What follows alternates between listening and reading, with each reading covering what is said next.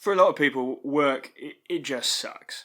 And even if you don't hate your job, you may occasionally dream of becoming a scholar, a carpenter, or buying a farm. And after reading today's books, I nearly abandoned my career and did exactly that. There's no doubt that many of us find our modern lives unsatisfying, and reading today's books may help alleviate some of those troubles. These books explore different ways of living in the context of our work.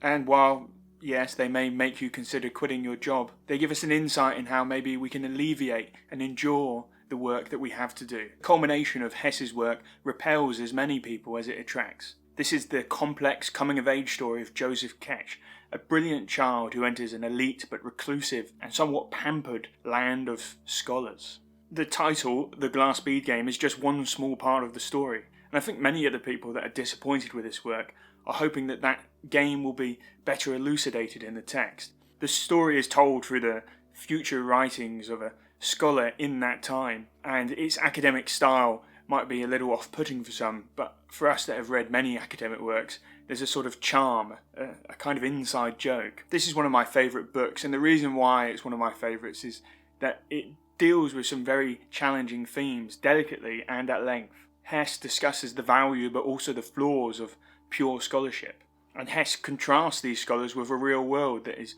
confusing and difficult, and one where such unusual abstractions as a glass bead game or lengthy treatise serves no real purpose. The scholars of Castelia deliberately spend their time writing on the most obscure topics. They also create no original work, the works of the 1700s and 1800s being the pinnacle of human intellect, at least in their own opinion. This book explores the universality of human knowledge, that there are beautiful ideas that are common in maths, music, art, literature, poetry, and it contends that these ideas can be compared and contrasted but mixed together in a beautiful way, and that ultimately is what the glass bead game tries to do. The work is a careful criticism of isolationism as well as the ignorance of history, and it's written in a time where Nazi Germany was on the rise. I read this book again recently, and some of this discussion you might find quite timely. And though this fictional land where scholars are free to work forever has many flaws, as somebody who loves reading and studying, I can't help but be drawn in by the idea of retreating from the world and reading books and studying to my heart's content. Berry's work might just be some of the greatest prose that I've ever read, and this is a compendium of his greatest work. Ostensibly, Berry writes about the environment and the topsoil and farming, though his work is much more complex than this. When he was younger, he was a writer at what many would consider the pinnacle of the game in New York City. But he turns away from this and returns to his hometown, buys a small plot of land and a farm, and commits to spending the rest of his life there.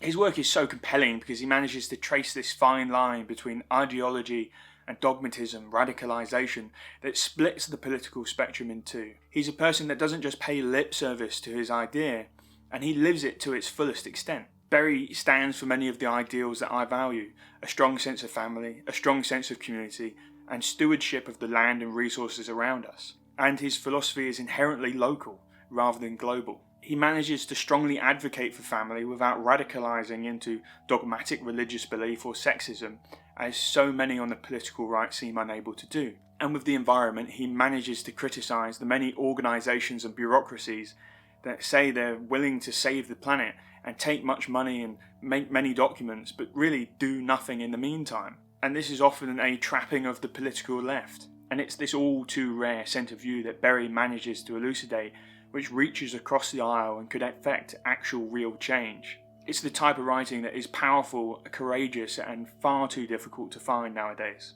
Though be warned, you'll be hard pressed to finish this without dreaming of buying a small holding of your own, quitting your job, and running away from the city.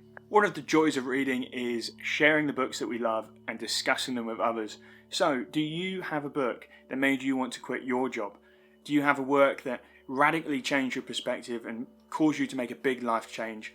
I'd love to hear about that book because I'd love to read it, and I'm sure other people would too. So why don't you take a minute just to share that book in the comments, what its title is and why you loved it. If you're international to the US, you can find this work under the name The Case for Working with Your Hands, which is also a very apt title for it. This is a brilliant and beautiful extended essay by a PhD philosopher turned motorbike mechanic. And it will be very difficult for you to read this essay without being convinced that you should give up your job, buy a bunch of tools and work with your hands. It's in this work that Crawford explores what it means to have a job, what it means to work, and what it means to work with one's hands. It's in his view that this work with our hands is inherently more valuable than the sort of knowledge work that we've become enslaved to.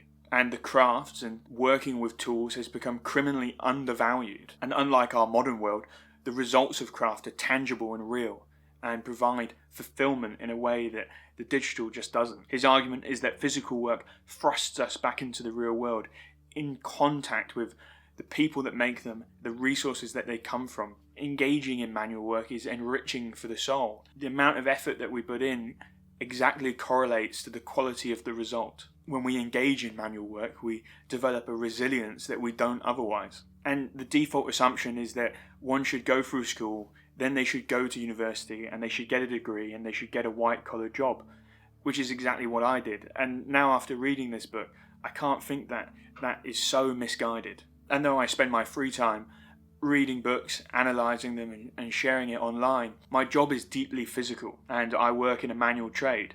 And I think this provides a real nice balance. And one of the reasons why I do this is so that I don't just work in the purely physical and I don't just work in the purely intellectual. But I think there's something more to what Crawford is saying, because when you work for yourself, that work is inherently your own.